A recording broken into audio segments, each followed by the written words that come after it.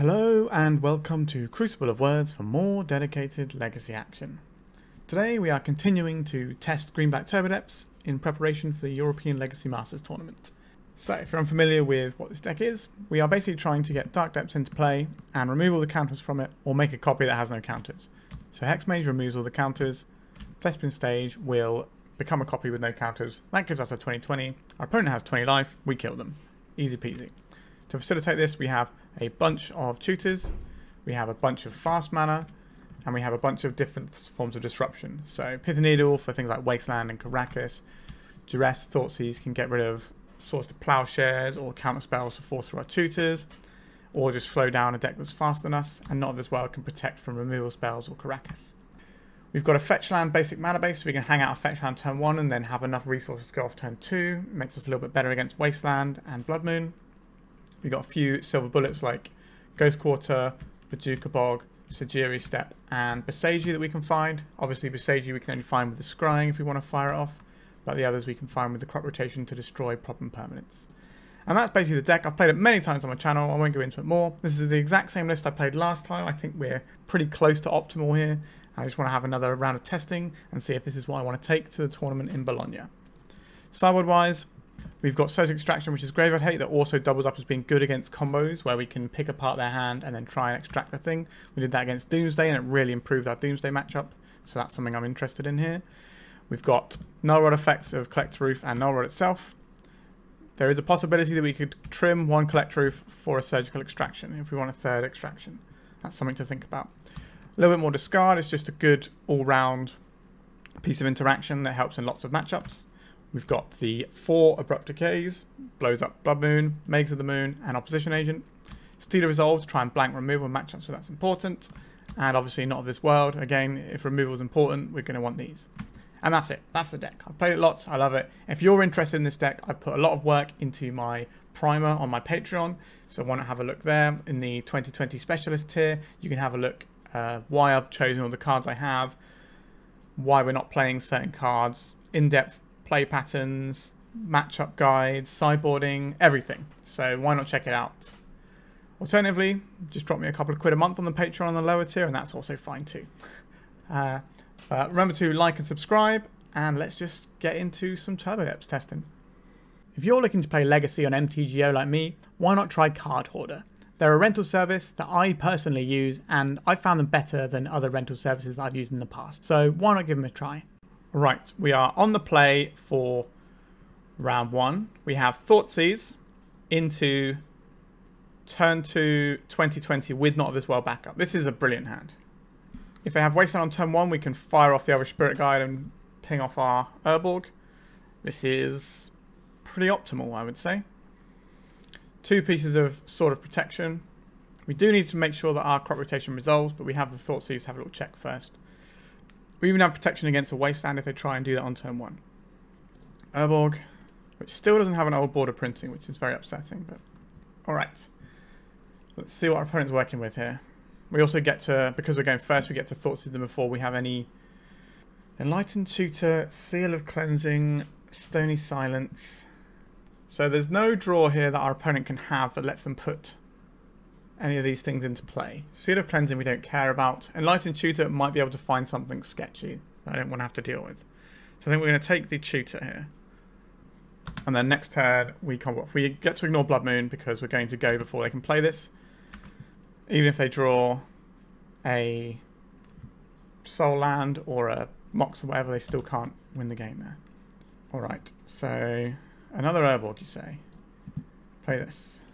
Sell this. Crop rotate this Urborg. For a Dark Depths.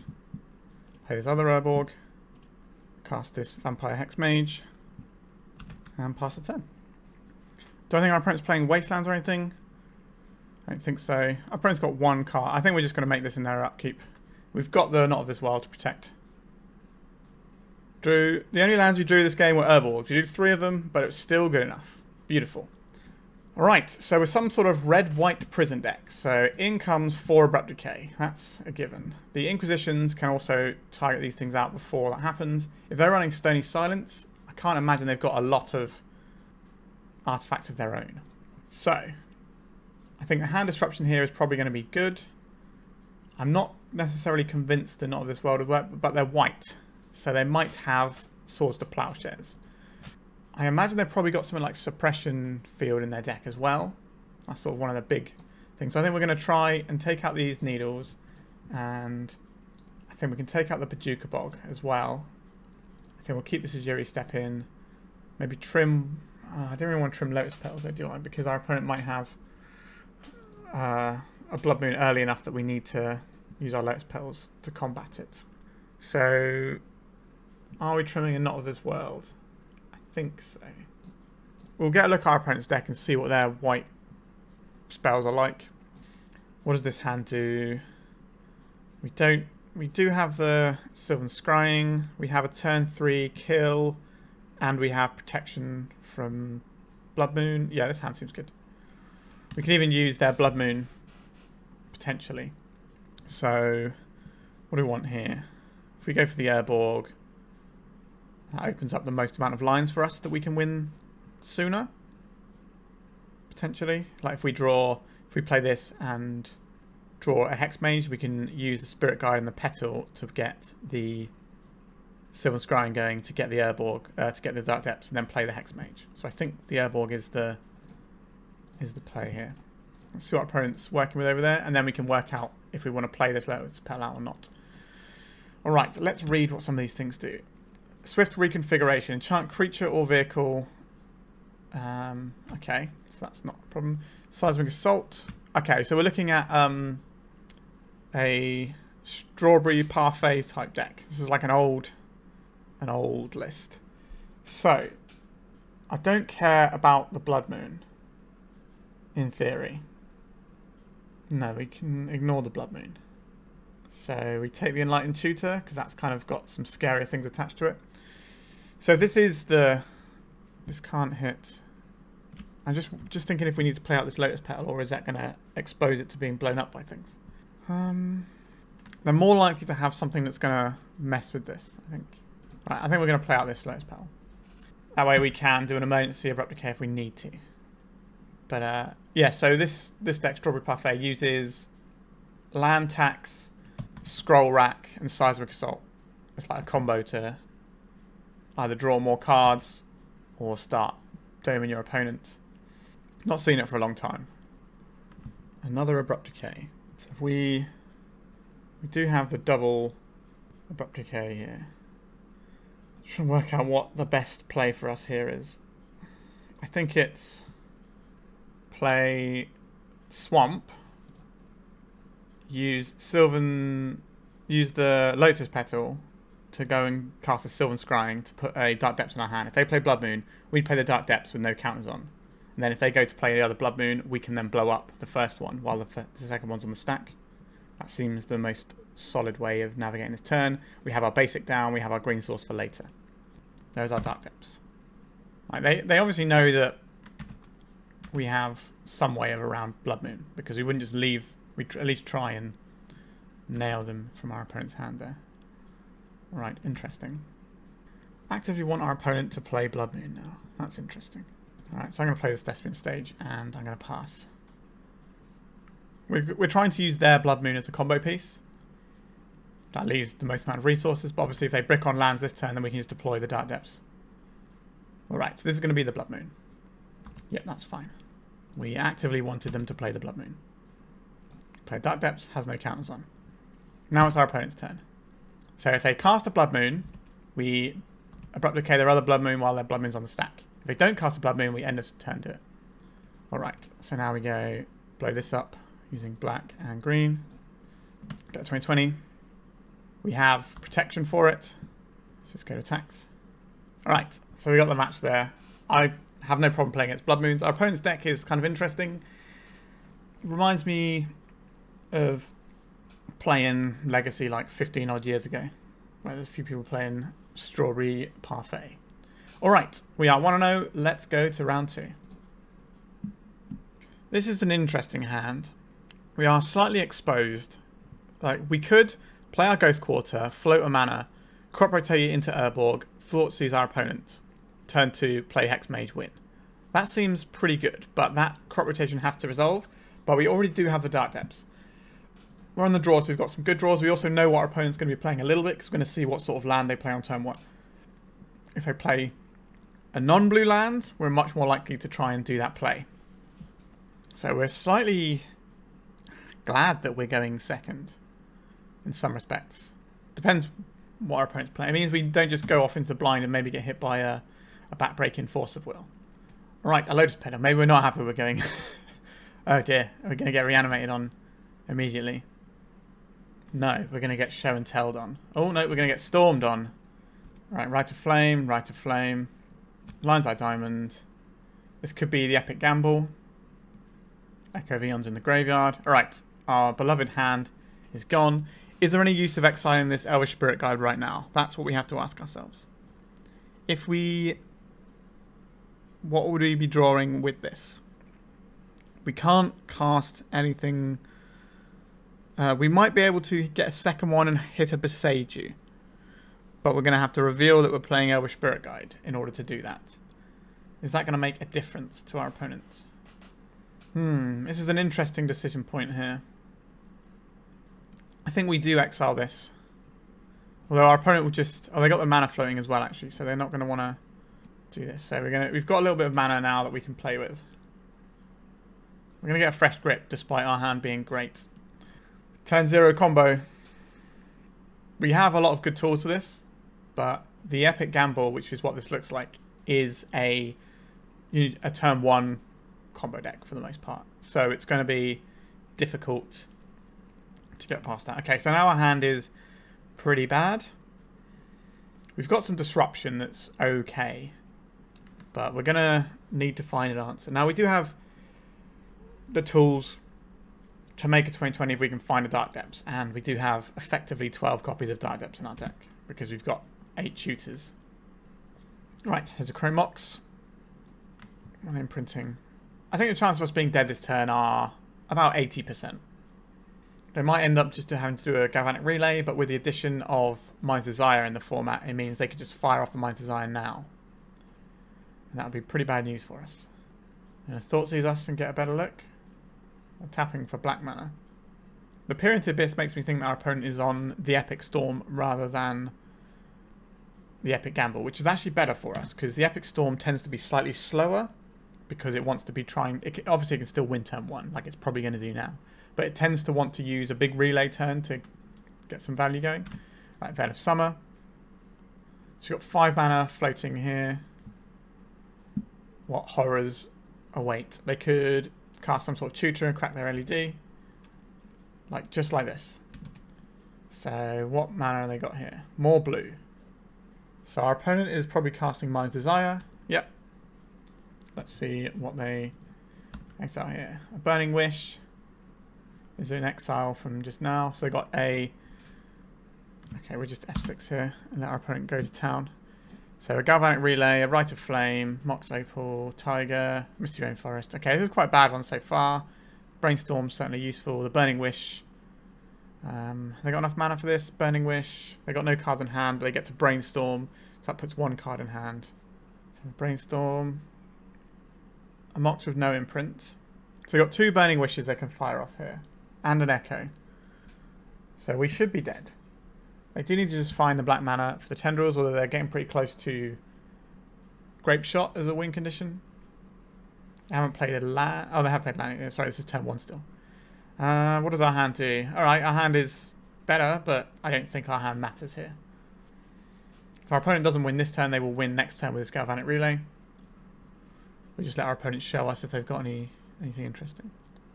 I assume they're just going to go Burning Wish, Tendrils us now. Yep, here it is. Choosing Thoughtseize. Our opponent does not get to see our hand. We do not want them to know what we're doing. Alright. So, Storm, you say. I would like some Collector Ouphes. I would like some Inquisition of Kozilek. And I would like some Null Rods. I do not think we require Not of This World here. Pithing Needle. We didn't see the Whistclaw Talisman is the thing. But I think we have to assume it's in there. The Bojuka Bog sometimes has text. Sejiri Steppe could sometimes be useful.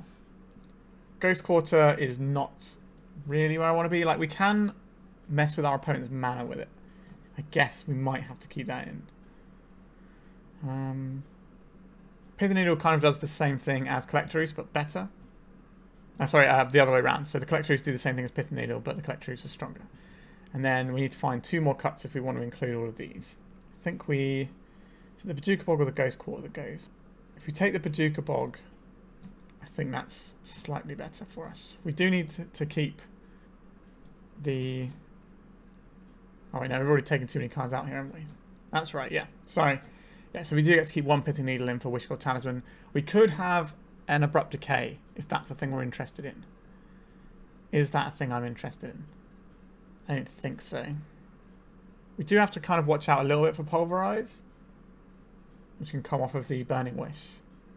But Collector Ouphe doesn't get hit by Pulverize. So we kind of got that hedged a little bit. Sure, I think we'll keep it like this. And we're on the play. This is a difficult matchup for sure. We have turn 1 Null Rod plus... Yeah, turn 1 Null Rod plus Duress. I think that's pretty good.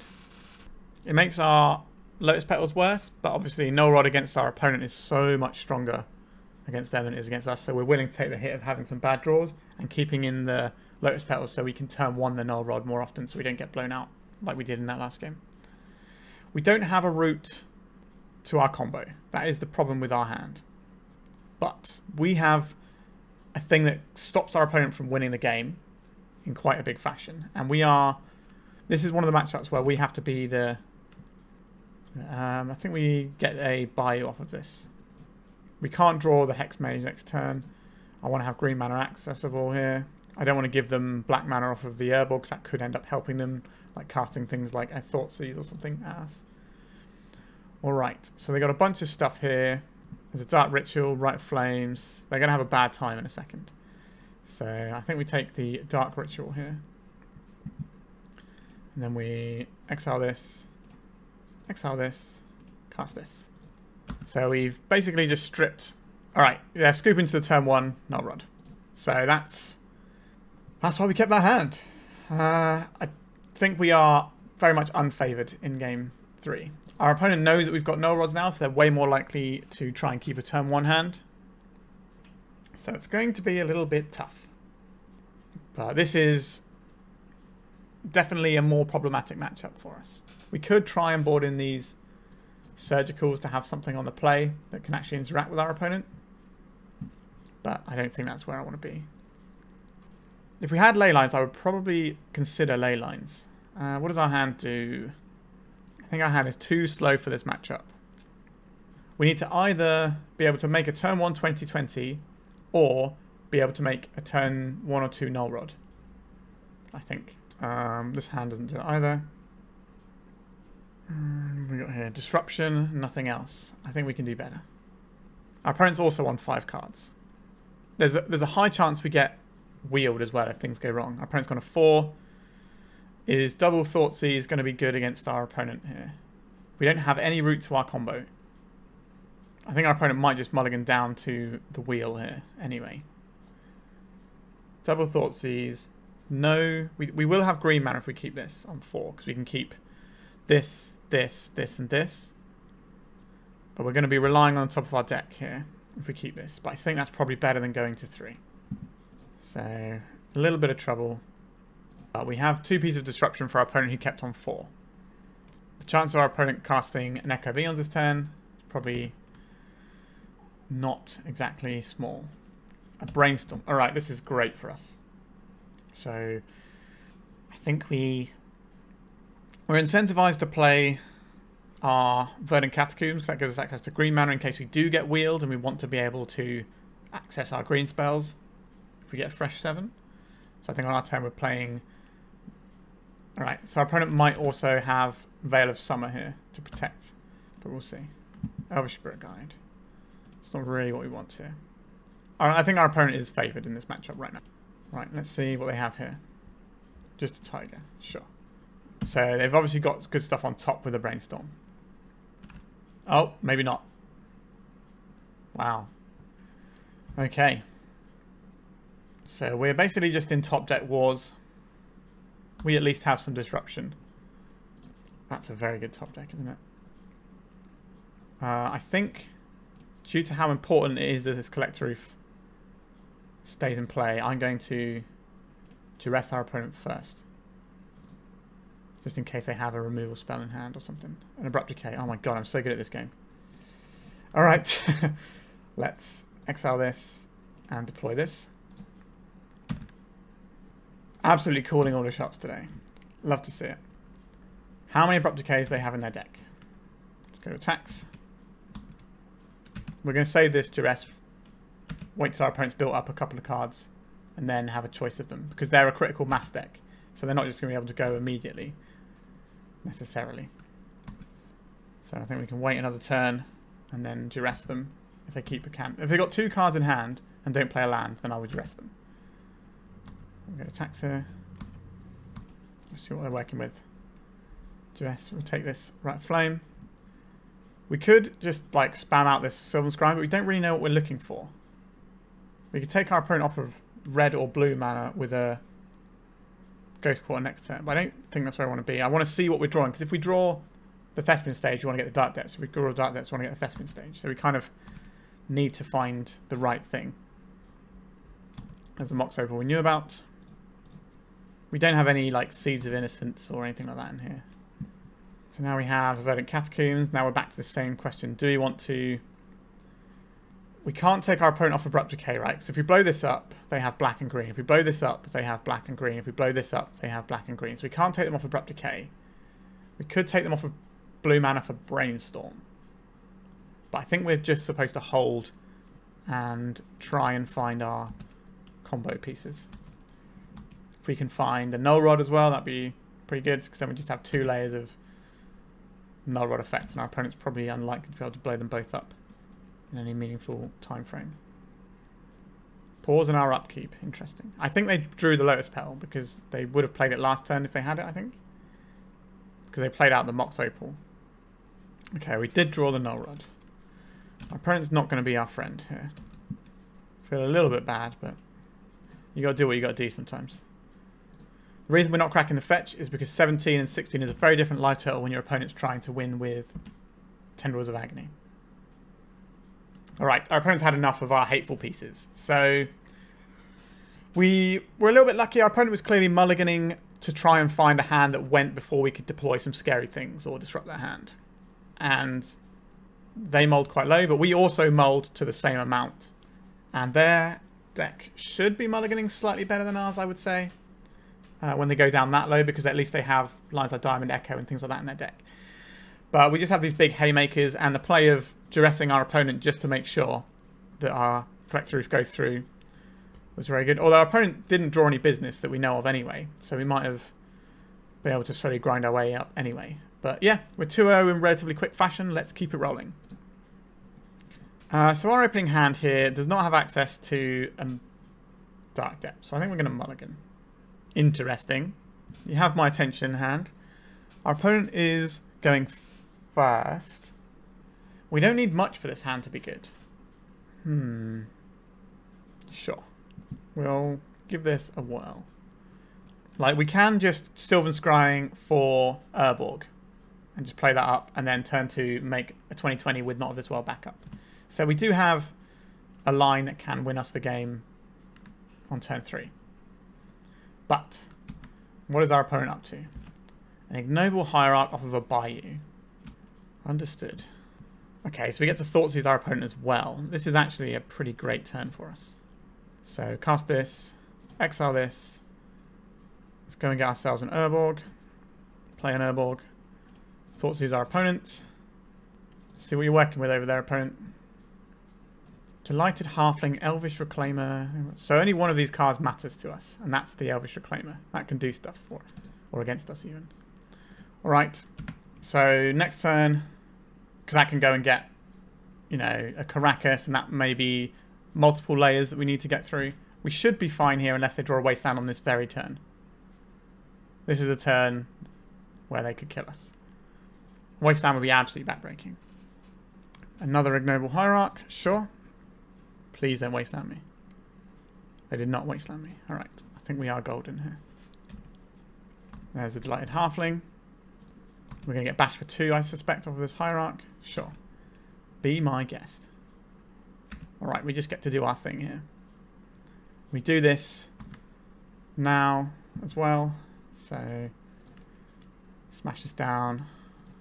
What are we playing around here? We're playing around Wasteland. So doing this now or doing this in our opponent's upkeep is not really much of a difference either way.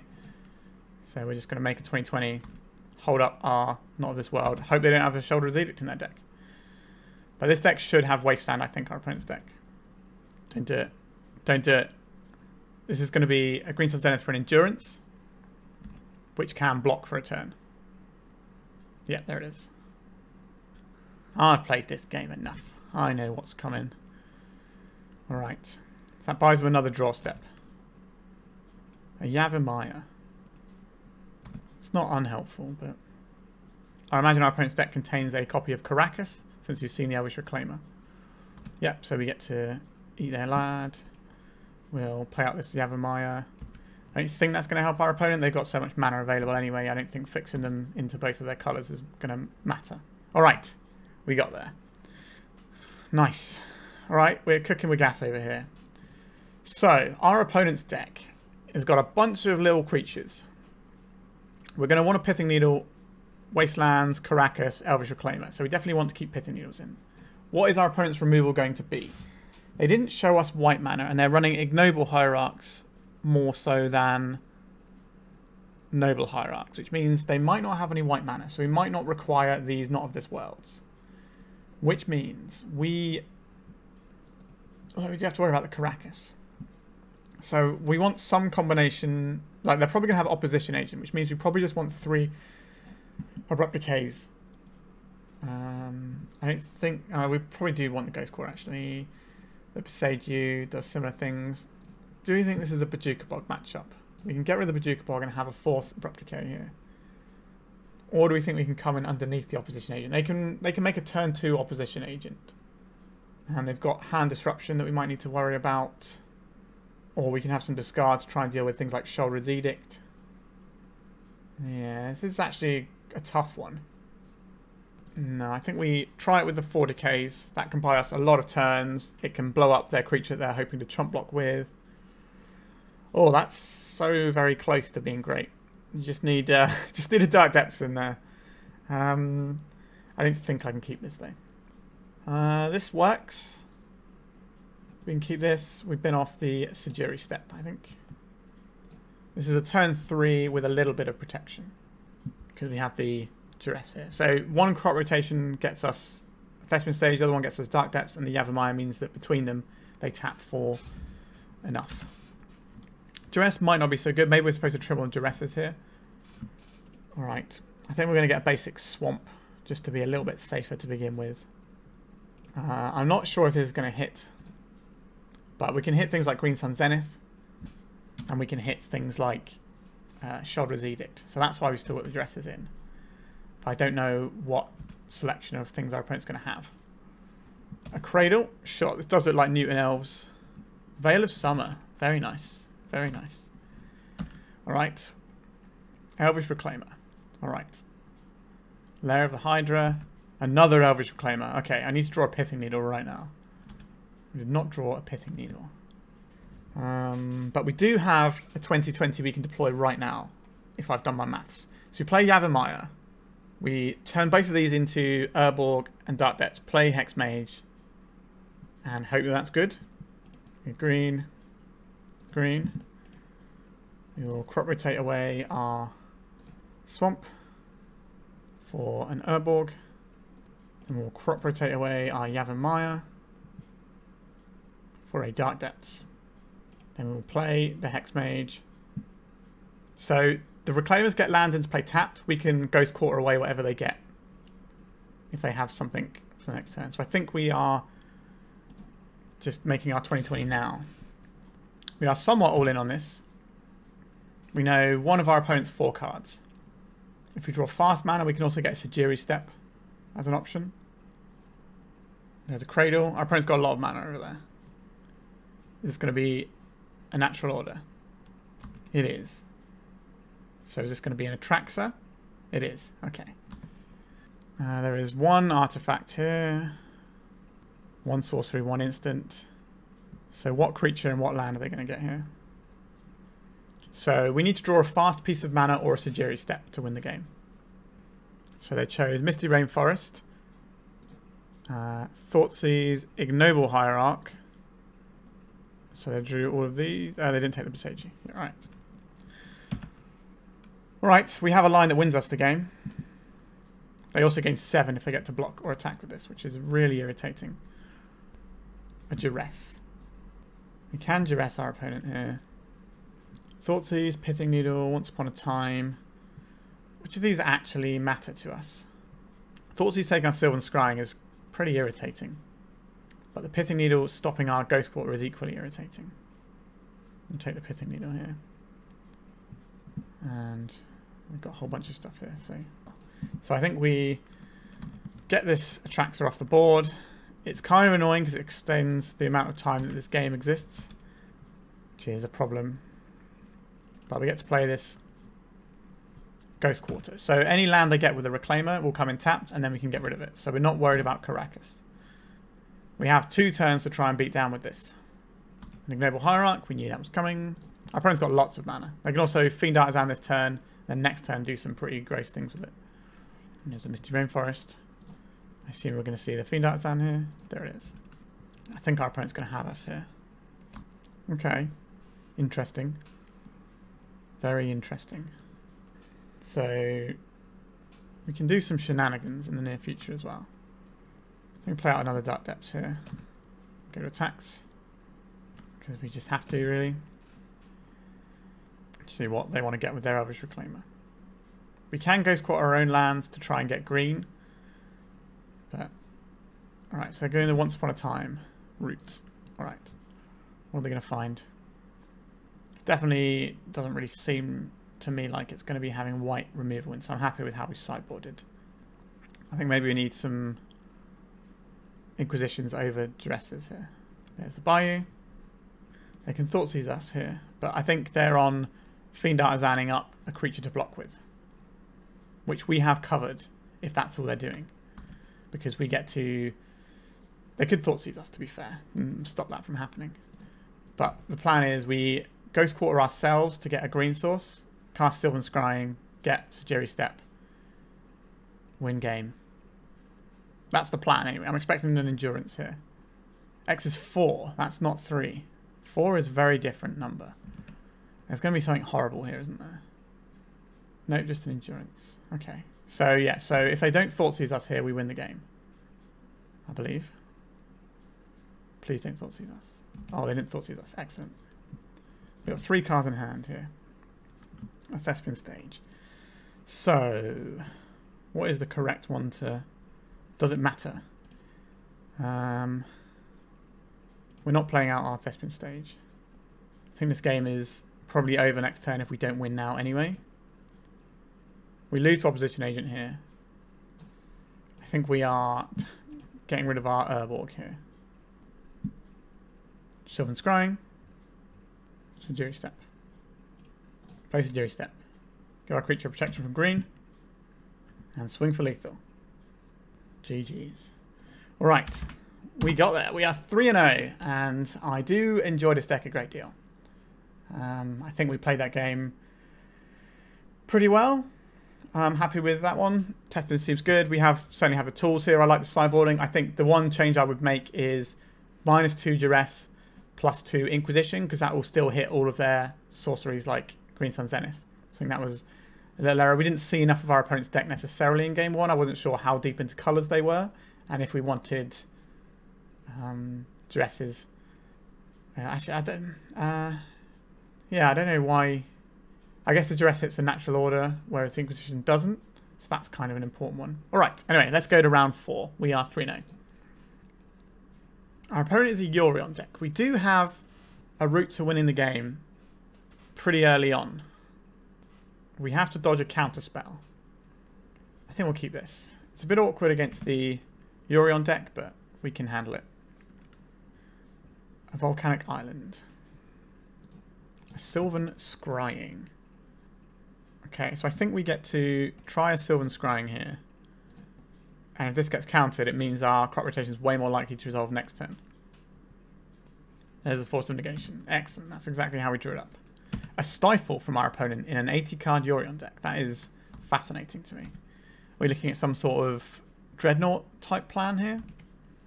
So I think we can make our Hexmage next turn. Because obviously our opponent's going to be doing... they choose not to shuffle their library. That's a little bit sad. But they might have just been looking for land. We can't necessarily know. We might be looking for a plough, but we have plough beat. Right, let's crop rotate away our forest. So it'll be a bad time for our opponent to have another counterspell. They did not have another counterspell. Excellent. Let's make a Vampire Hexmage. Our opponent's deck has Wastelands, so I'm going to pop this in our opponent's upkeep. We have a Not of This World to protect from Prismatic Ending. A Stifle! Oh, no. That's very mean. Alright. They did have 1 mana up anyway, so they would have been able to Stifle if we did it in our turn. So, our opponent's deck has lots of stuff for us to play around. This is not a good matchup for us because they have... If they're relatively stocked, the Stifle is unusual. But if they're playing the relatively straightforward builds that have Uros, they get above 20 life, so we can't kill them in 1 hit. They have Teferi, which means they have instant speed, prismatic endings, and our timings of making our guys are worse. And they also have, let's just Thoughtseize our opponent. They've also got the Swords of Plowshares as well, an Endurance, and an Uro. I guess we take the Endurance here and play this land out. So we just need a tutor effect or a... oh, sorry, not my mic. Or a Thespian stage. And we can make a 20/20. It has to attack twice to win the game, but we at least have Not of This World to keep it safe. Stifle in a Yorion deck. Alright. I like Stifle if it's doing other stuff with your plan, like if you're a Dreadnought deck or whatever, or if you are a full-on tempo deck that wants to just play like turn 1 threats and disrupt, like Rug Delver. So next turn, they're going to play this Uro. They have no cards in hand. They should put this Yorion into hand this turn, I think. They don't even have to crack their fetch to do it. Nope, not putting the Yorion into hand. Elvish Spirit Guide. That's not really where we want to be here. We might have to play it out soon. Alright. Our opponent has Wastelands in their deck, which is why we don't want to crack our Verdant Catacombs for a green source. Because we can't get the... I think we might have to crack it to thin. Not that fetching to thin is a real thing. It's such a marginal thing, but you'll take your 0.02%, I suppose, whatever it is. But,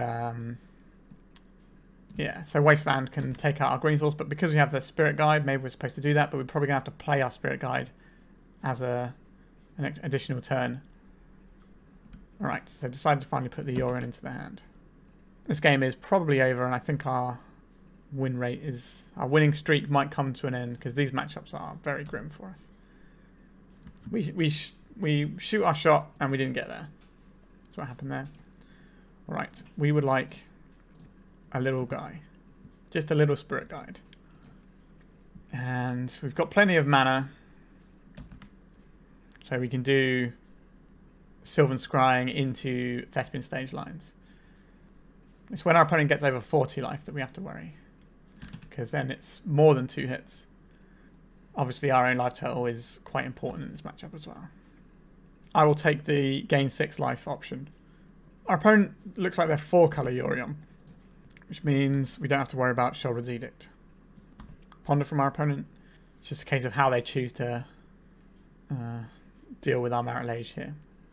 So they could have Wastelands in their deck they're digging to. They could just have a plough and just sit on that, which would be okay for us.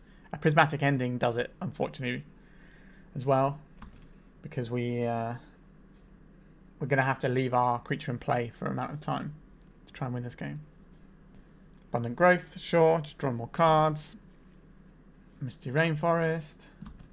Right, in our upkeep, I guess we'll get this other Bayou, just to have slightly less lands in play, lands in our deck to draw. Come on then, Not of This World. Not very helpful. So our opponent kills us next, not this turn, but turn after, because they're going to play the Yorion here. So they're going to smash us for 7 this turn, and then they'll hit us for 10 the following turn. So we have 1 turn to find the answer. Okay, there's a Wasteland. If they snap this Wasteland off now, how are we supposed to win this game? That's the question. I don't think we are. I think we can just scoop this one up. Oh, they're not going for the 1, 2... Oh, they are going for the Yorion in a second as well. I'm just drawing additional cards here. Yeah, I think it's pretty egregious, in my opinion, that these 4-colour 80-card decks also have Wasteland locks in them. I moan about that a lot, to be fair. I don't think it's too powerful, it just irritates me. So, we need Pithing Needles for a whole bunch of their things. Steely Resolve is going to be useful here. Hand Disruption certainly has some uses. They have a Caracas in their deck as well. I don't think we're going to be fighting over Teferis. These games tend to go a touch slower, so I think we trim back a couple of... Spirit Guides because our opponent's got a Daze matchup for these Steely Resolves. And do you want to Knot of this World? God, this matchup's so horrible. We like our Hand Disruption, but if we're just trying to answer specific things, maybe we don't need them as much. We do need to punch through the counter wall as well. There's just so many layers in this. Right, we'll have a Knot of this World. I don't think we want the decays. We kind of need all of our special lands here. Bojuka Bog can deal with an Uro, if that's a situation we get into. I don't mind boarding out the Bojuka Bog, because normally if we're trying to get rid of an Uro in this matchup, we've, you know, maybe we've already lost the game at that point. If we're wasting resources getting it. But sometimes you end up with an abundance of them, and it can just be a land that you draw naturally. So I think it is fine. What does our hand do? So we have a Dark Depths. We can Sylvan Scrying, Crop Rotate. This hand does get there eventually. So I think we keep this. And I think we lead out on the Dark Depths here. And then we play this Lotus Petal. Because this allows us to Crop Rotate if we need to. I think sequencing wise we should have played the Lotus Petal out before playing the Dark Depths. Thinking about it. So if they wasteland us, we can Crop Rotate it into something useful. Okay. Just the plains. Are they going to Prismatic Ending our Lotus Petal? Yep, so we played around the wasteland. We got caught by the ending. That is how this game works. This matchup is pretty terrible for us. Now, because we let out on the Dark Depths to increase some of our quicker lines, we now don't have access to the better lines here. There's a wasteland as well.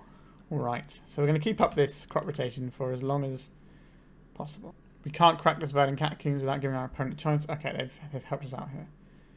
So, I think we want just a basic forest. Do you want a basic forest? I guess we're kind of screwed by wasteland anyway, so crop rotate this away. If they have a counter spell here, alright, so we got a 3 for 2 here. It's not the end of the world. A Thoughtseize that we can't activate right now. I think we play the Ghost Quarter, because there's definitely worlds where we might want to use our Boseiju in this matchup. Oh, this is a grim one. Windswept Heath. A Tundra. A Ponder. They shuffle their library. So that's something for us. I don't think we have the mana to try and hit this Tundra right now. Okay.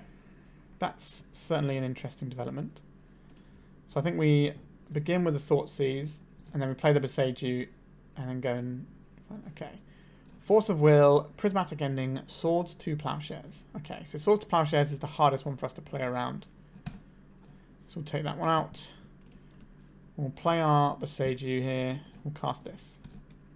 We'll get our Dark Depths. So we can try and go for the win next turn. If our opponent plays a land and puts the Yorion into hand, they have Force of Will blue card though. Which is the correct play, yeah. So they've got the Force of Will blue card, so we can't resolve our Hexmage necessarily. We have a second Hexmage. That is real nice for us.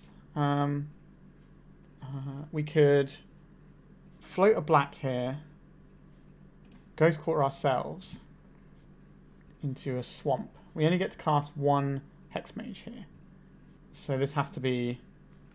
Sorry, this has to be the Boseiju that taps. Otherwise we don't get the ability to cast a Hexmage next turn. I do love Ghost Quarter in this deck. Alright, let's get that Force of Will out of our opponent's hand. This has got to be Force of Will for food. Right, and the Yorion's gone. Excellent. So now there's a question, are we playing this Dark Depths out now? I don't think so. Because that opens up to Wasteland. We can survive. Okay, we can survive an Uro as well. Alright. Let's try for another Hexmage. Play this. We have a Prismatic Ending to play around here. But we do have the Not of This World to keep our creature extra safe. Alright, we managed to get that one. That was a tough game. But we managed to get that. We got through 2 forces, a Ponder and a Prismatic Ending. Sorry, a Plough and a Prismatic Ending. And a Wasteland. That's 5 pieces of interaction in 5 turns that we got through. So it does show how resilient our deck can be. Do we want more hand disruption in this matchup? Is the question. Are we thinking about trimming a Needle for bringing in another piece of hand disruption?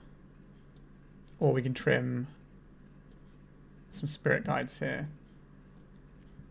Get ourselves a Duress. I'm kind of interested in having a Surgical. One Surgical might be quite handy here because we can strip out all of a problem spell, like a Wasteland or something. So they can't Wasteland lock us. Maybe that's better than the second Pithing, the third Pithing, the fourth Pithing Needle even. Although if we're bringing in, we can take out the Bojuka Bog if we're bringing in a Surgical Extraction. Alright, let's try this. This is something that you get with Surgical Extraction that you don't get with Leyline. You get the ability to maybe say, I don't want to have to play against Wastelands for the rest of the game. What does our hand do? We can blank some removal. We can find our thing, but this has to resolve. This hand is a tough one to keep. We have a lot of lands. We definitely have the tools to do the uncounterable 2020 if that's the thing we want. I think we do keep this because we have the first Wasteland will hit us, but the rest won't. So there is that. This hand is not great, but this matchup we need to do some awkward stuff sometimes. I think we are playing out of Verdant Catacombs and passing here.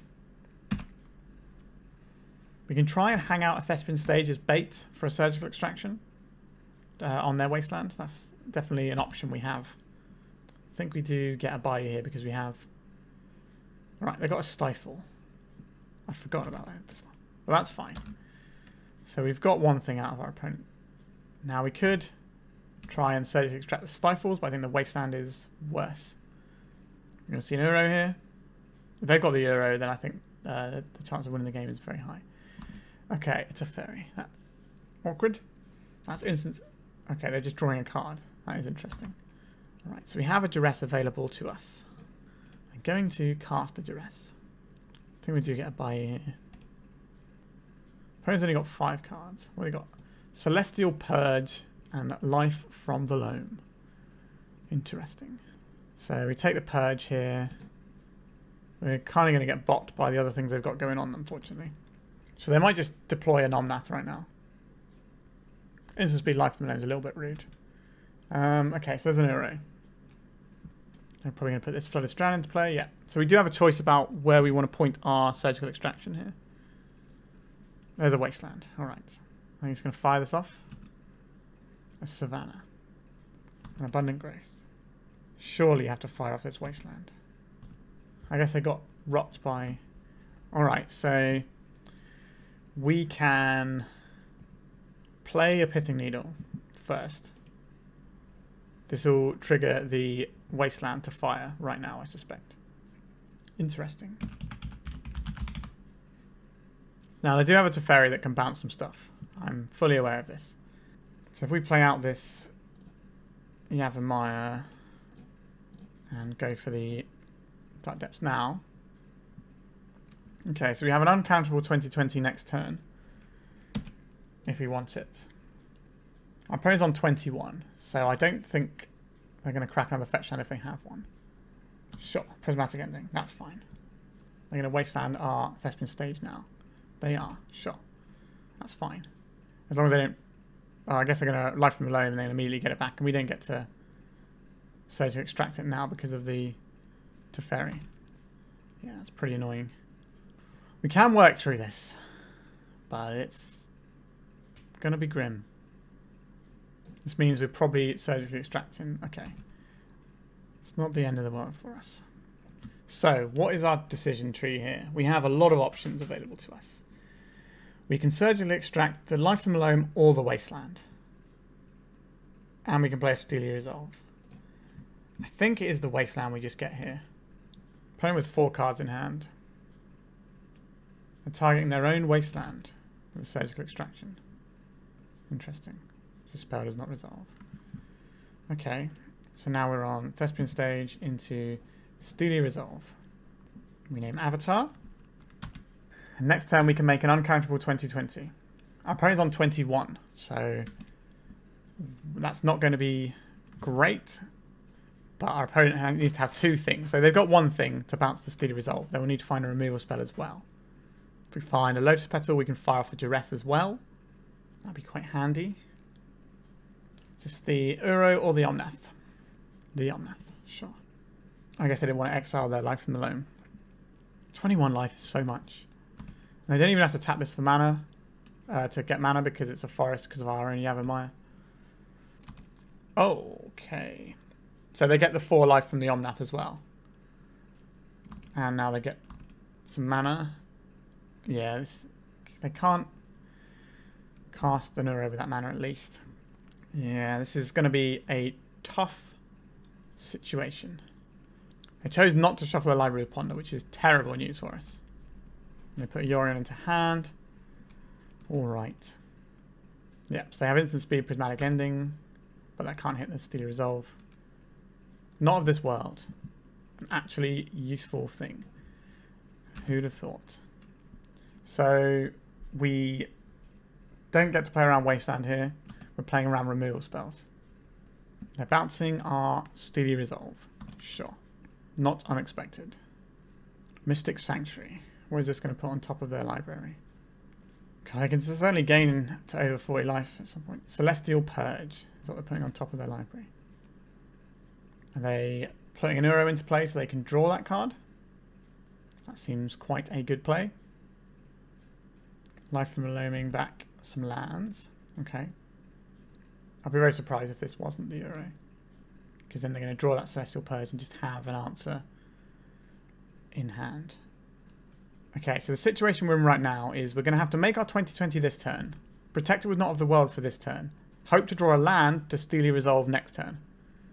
And that's basically our route to victory against our opponent with a full grip of cards. We're asking for a lot.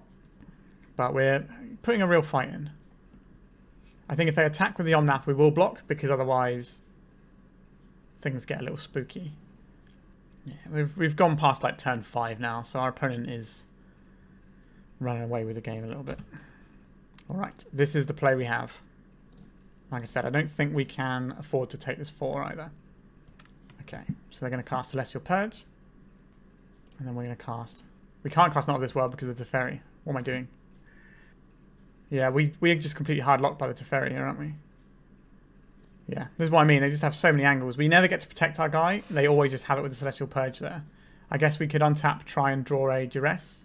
No. Oh, yeah. Slight little misstep because our opponent had an additional layer of things, but we literally had no way to play through what they assembled here. This is one of the matchups where it's a case of, can your opponent... does your opponent fail to beat you? It's their fail rate on just playing the game that you have to rely on a lot of the time. Like, we can poke some holes and go quick and try and get in underneath them, but it's very difficult. This matchup is one of the worst matchups. Like this, lands, Absand Depth, those are like the sort of super hard matchups that you really don't want to face. That, you know, they're probably somewhere in the region of like 20-80 in your opponent's favour. They're that hard to win. But we did get 1 game off of them. Alright, let's go to round 5 to see if we can get the 4-1. Our hand only needs a little bit to get there. And we have a lot of protection. I think I'm going to keep this.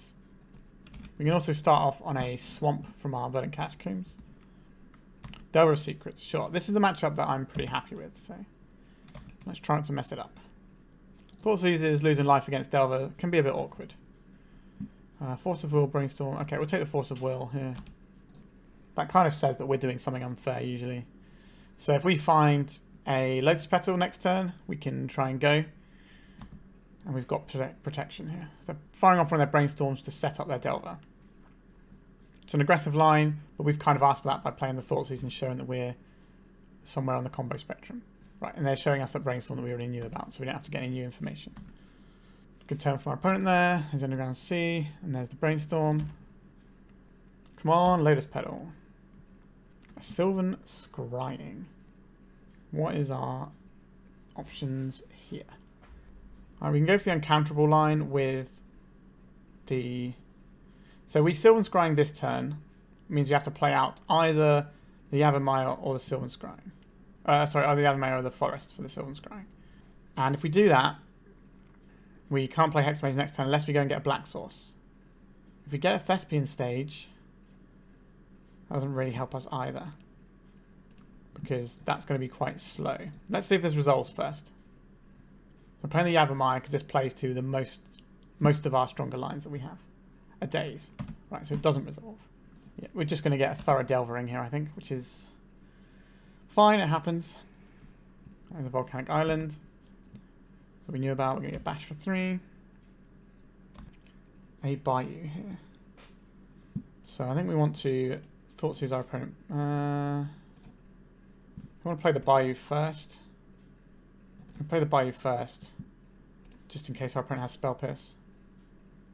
Line the bot to our face, sure. A Force of Will and a Ponder. Alright, we take the Force of Will. So we take 3 this next turn, and then we make a 20/20 that can block, or force blocks from our opponent. Lightning Bolt kills us. We're just a touch slow here. Wasteland isn't something they can play because they played the Delta. There's the Ponder. We're trying to dodge Lightning Bolt for a turn. But they can draw it next turn as well. Ah, right, they found it, sure. Alright, that was just a thorough Delvering there, and our hand was a touch slow. So, the Delver matchup. They might have Brazen Borrower, but they're more likely to have Shoulder's Edict, because Brazen Borrower is not great in the meta right now. So this means we want some answers for their little guys that get in our way. So we can have some Abrupt Decays, or we can have some Hand Disruption. I think we want some Hand Disruption to make sure we can force our thing through. Like, usually our clock is better than theirs. We definitely want an Abrupt Decay. In this case, we do want additional Abrupt Decays here. There are Daze decks, so I'm more inclined to trim a Lotus Petal here. Ghost Quarter can hit an opposing Wasteland if that's necessary. Bojuka Bog has some text here. Do we want a second Abrupt Decay? The life loss on the Thoughtseize might be a bit awkward. Let's have a second Abrupt Decay. I think that's probably about where we're at here. So we have protection, but our hand doesn't make a 20/20. What does this hand do? We are 1 card away from making a 20/20. So we'd be looking at 4 Hexmage, 4. So if we draw either one of our 4 Hexmage, one of our 4 Dark Depths, one of our 4 Thespian stage, that's 12, plus another 4 for our Sylvan Scrying, that's 16, plus another 3 for Crop Rotation. That's 19, so that's greater than a 1 in 3 chance. So I think we keep this hand. And we have to decide what goes back here. I think it's... the Lotus Petal does give us black mana is the thing here. So I think we put back the Spirit Guide. And we leave that on a Thoughtseize. I think this has to be a basic swamp here. Let's see what you're working with, opponent. Murktide Regent, Ponder, Force of Will. Okay, we don't really want to have to push through the Force of Will. So I guess we take that. We can Abrupt Decay the Channeler next turn to buy us a lot of time and to stop our opponent from being able to get things going. But they do have a Wasteland, which is not our friend. Yep, so they don't have the red source for the Channeler either, and they didn't draw it that turn, so we don't have to worry about that. There's the Ponder. They did not shuffle their library. Oh no, that's rude. You can look at the top of our library. Sure. Pithing Needle, that is a great draw. That is Yavimaya. Let's play a Pithing Needle. Did you draw a Force of Will? And is it worth you Force of Willing this? Right, that shuts down their Wasteland. I think we play out our Lotus Petal in case we need an emergency Abrupt Decay. So we're just one of those like 19 cards away from winning the game here. Volcanic Island. Dragon's Rage Channeler. I don't think we want to Abrupt Decay this guy pitching our Lotus Petal. I think it's too important to keep this in play. A Ghost Quarter. I think we will hit this guy now though. Black, green, goodbye, Dragon's Channeler. Then we'll play a Ghost Quarter out. We don't know what part we're shooting for with our crop rotation yet, so we need to just kind of hold fast until we can get there. Another Bauble. So we're looking at Murktide Regent in our business in the very near future. It's going to be a 5/5. Okay, we're just trying to draw some of our payoffs here. Boseiju, is this more important in hand or in play? If we lose our Pithing Needle for some reason, we can get rid of their Wasteland. But we can have more mana to go on a big turn and play around soft permission. So I think we just want to play around the soft permission here. Alright. Our opponent's got 4 turns to bash us with their little dragon. Not so little. 5/5 is pretty big. Good cards are good. Right, so we take 5 here. A forest. Alright, are we just going to brick out and not do anything in this game? And the longer we wait to fire off this crop rotation, obviously we need to know what we're looking for. But it means that our opponent gets more chance to draw disruption. So if our opponent has another Murktide in the next turn, if they can put some more stuff in their graveyard, and they can grow their Murktide and kill us, but they're dead next turn anyway. Alright, we are very nearly dead here. We are dead. Do we have any options with lands here? We do not. We have just bricked out entirely. Let's just see what our opponent's got in case they've got any new tech. Always on that lookout for new tech when testing for an event. No, they did have the Borrower though, sure. Yeah, we kept a hand that was okay, but it just didn't... We need to draw one of 19 cards to put a 2020 into play. Now they did also have the Borrower, so it might have been awkward. It was just a case of getting dealt with pretty hard there. So we finished with a 3-2 after going 3-0. That was a little bit unfortunate. Let's talk about the deck. So, I'm still pretty happy with this build. There are weak matchups in the format, but if everyone tells you they don't have weak matchups in the format, either there's something horribly wrong with the format, or the person who's telling you that is not really worth listening to. So we definitely have some unfavourable matchups.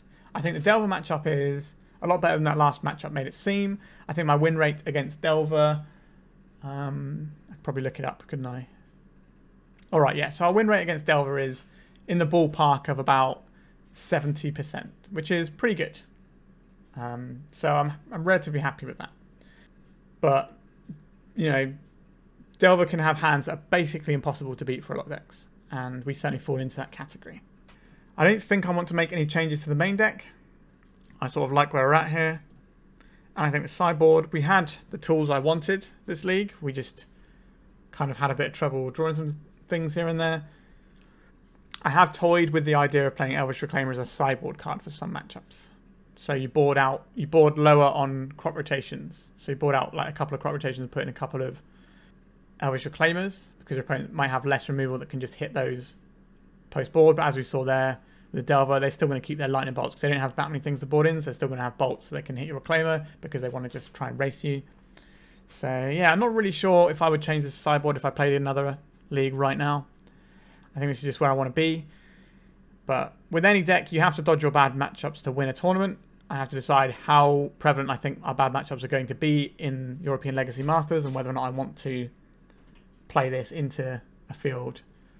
So I'm going to have to do a little bit of thinking. Maybe I'll check the profiles of the other players and see what they might be bringing, and then decide if this is what I want to play. But for me recording this, it's about midway through August right now. So by the time you see this, I might even be in Bologna already, depending on, because I'm recording quite a lot in advance. So unsure if I will play this at the tournament, but it's still one of my shortlist of options. So I hope you enjoyed watching a bit more Turbodepths fun times. If you don't enjoy Turbodepths, then my channel might not be the best place for you, because I play it a lot. But I do love this deck, and we showcased some really sweet plays in the first few rounds, and even against the Yorion player, the game we won against them, I thought was a quite nice one that we sort of navigated our way through. So this deck isn't just a herder, put your thing down, smash people in the face. There is a lot of nuance to it in how you want to navigate your turns. And I think that's kind of one of the strengths, that you have a lot of plays you can make We are trying to do one thing, but we have several different ways of getting there and different ways of protecting it and interacting with our opponent. So that's where I think the fun here is. It's kind of like a puzzle that you got to unlock. All right. If you've enjoyed this, I definitely would recommend checking out my Patreon, not just because, you know, I need money, but I think I'm really proud of the content I've put on there in terms of Dark Depths decks. There should be probably a Mono Black Depths article up there as well by the time this video goes out, as well as the updated version for the August Green Black Turbodepths primer, which, again, I'm just really proud of the work I put into that and what it can do. And I've had a lot of nice feedback on it, so if you are interested in this deck, I do recommend having a look at that. All right, like and subscribe, keep watching Legacy content, and keep playing Legacy, really. So thank you very much for watching. Goodbye.